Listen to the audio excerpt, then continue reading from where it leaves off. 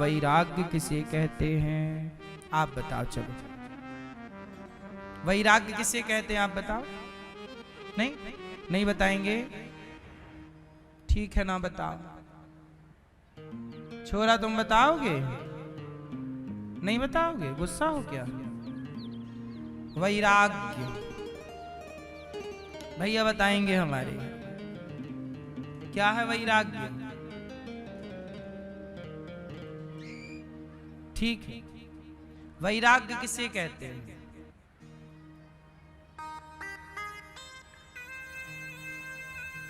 घर छोड़ देना।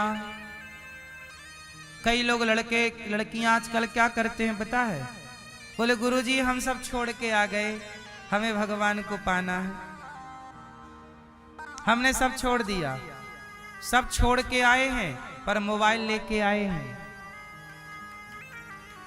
बोले हम अपने पिताजी, अपनी माँ, अपना परिवार, घर सब छोड़ दिया पर मोबाइल लाए हैं। वैराग्य क्या है? किसे छोड़ने को आप वैराग्य मानते हैं? जो घर परिवार छोड़ देता है वो वैरागी है क्या? घर परिवार छोड़ देने के बाद भी लोग संसार के जंजाल में फंस जाते हैं, है ना? मां से नहीं मिलते पर औरों से मिलते हैं। वैराग्य क्या है?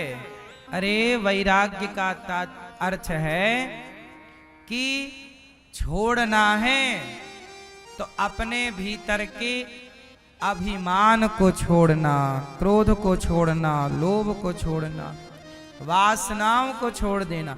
जो भीतर की बुराई को छोड़ देगा वो चाहे घर के भीतर रहे, घर के बाहर रहे, जंगल में रहे या कहीं भी रहे, उसे कोई फर्क नहीं पड़ता। क्यों? सही है।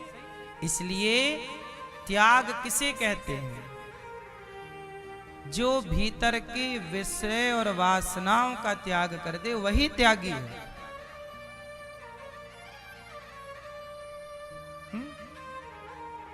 अच्छा, त्याग किसे कहते हैं? बोलो मैया। चलो अपना एक हाथ पकड़ो, दूसरे हाथ से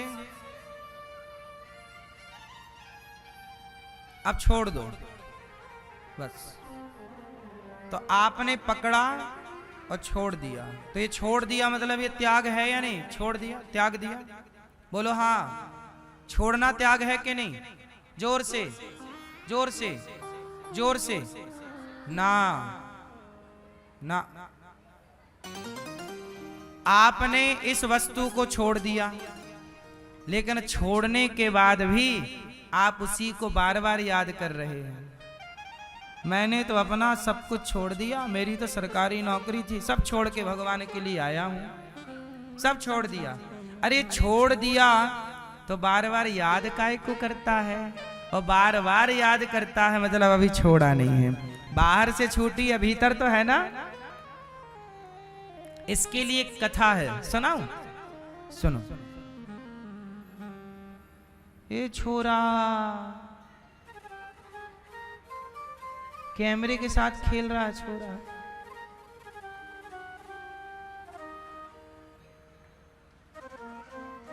सुनो, छोड़ना किसे कहते हैं वो हम आपको बता रहे। त्याग। मैया, ओ मेरी मां, त्याग करके जा रही हो मेरी मां। सुनो, एक साधु थे, एक नहीं दो साधु थे और जा रहे थे भिक्षा लेने। रास्ते में एक नदी थी बड़ी सी, वो नदी में पानी ज्यादा था।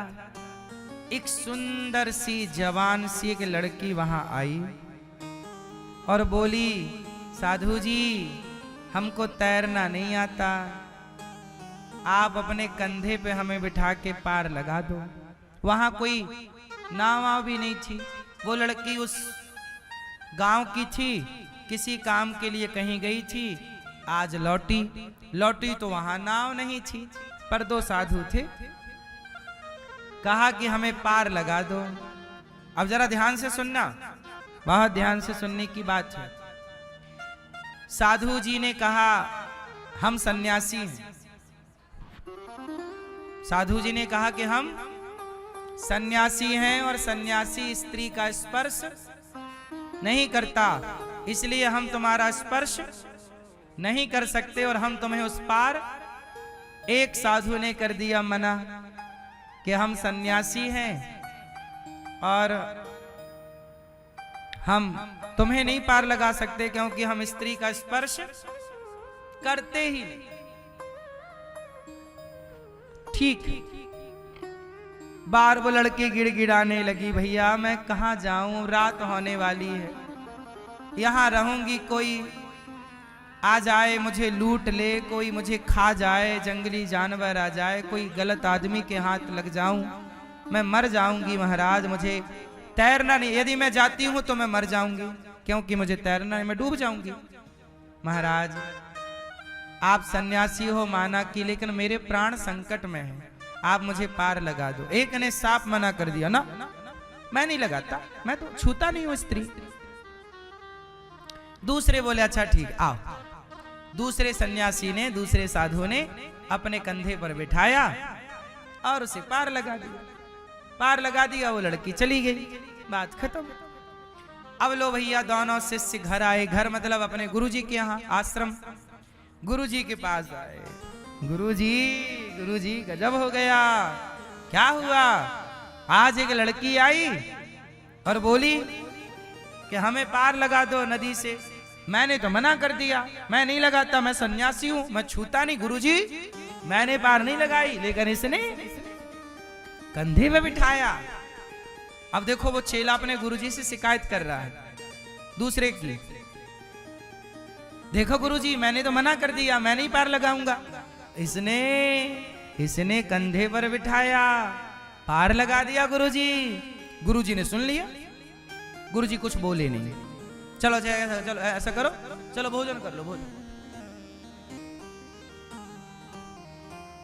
अब भोजन में बैठा वो, वहां सबको सुनो, आज एक लड़की आई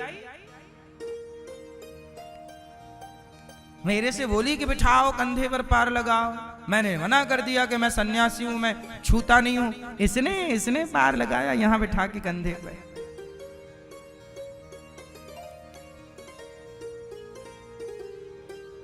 अब वो सबको बताए।